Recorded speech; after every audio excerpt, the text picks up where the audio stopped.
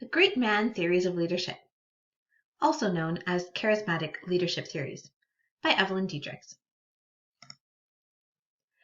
I chose this leadership theory because when I first thought of what is a leader, I thought of these men, great leaders of the past: Alexander the Great, Winston Churchill, and more recently Barack Obama, charismatic and memorable men who have led their people through difficult times. It's important to note, however, that when we automatically think of these leaders, these heroes of the past, someone's hero might be someone else's villain.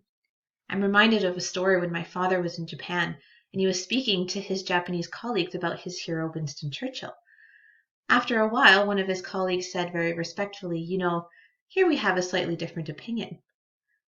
It goes to show that our heroes and our leaders are culturally entrenched in our beliefs.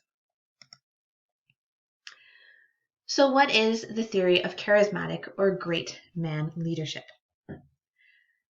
The great man theory of leadership states that some people are born with the necessary attributes that set them apart from others, and that these traits are responsible for their assuming positions of power and authority, Janija. The charismatic leadership style relies on the charm and persuasiveness of the leader.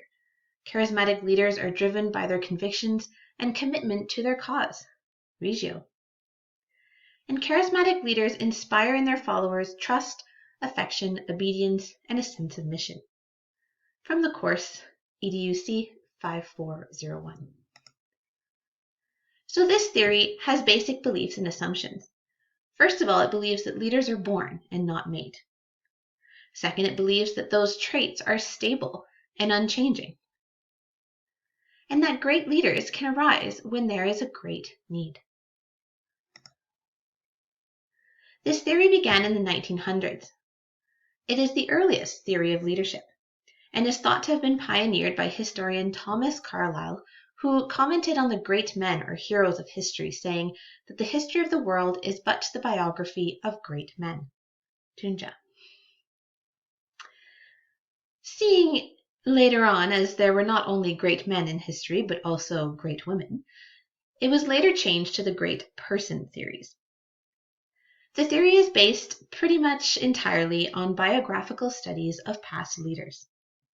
As such, it gave rise to the trait theory that came after it. The benefits and disadvantage of this theory. The benefits I see as the theory is relatively simple. Great men, great leaders. Let's see what they have in common. It's also a romantic, comforting, and slightly endearing theory that when things go bad, someone with the right characteristics, with the right charisma, will rise up and save the day. It's the knight. It also implies that those in power deserve to be there. It has certain benefits for those who are born into power. We've stated some of the disadvantages a bit before, the first being cultural bias. Someone's hero might be somebody else's villain. Also, a lot of the research that was done in the 1900s was based on past heroes, which were Western white men. These were not the only heroes. They were just the ones that were studied. So all the information came from a very strong Western cultural bias. Not to mention a gender bias, because men historically had been the leaders. But there were also women leaders, and their characteristics should be studied and placed in the theory as well. There's also the retrospective bias of this theory, which is that the theory is entirely based on biographical or historical studies of leaders. There's not necessarily any first-hand accounts. It's based on past facts, and those facts aren't always trustworthy. There's no scientific method here.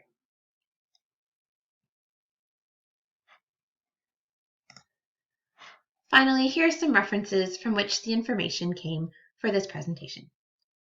Thank you.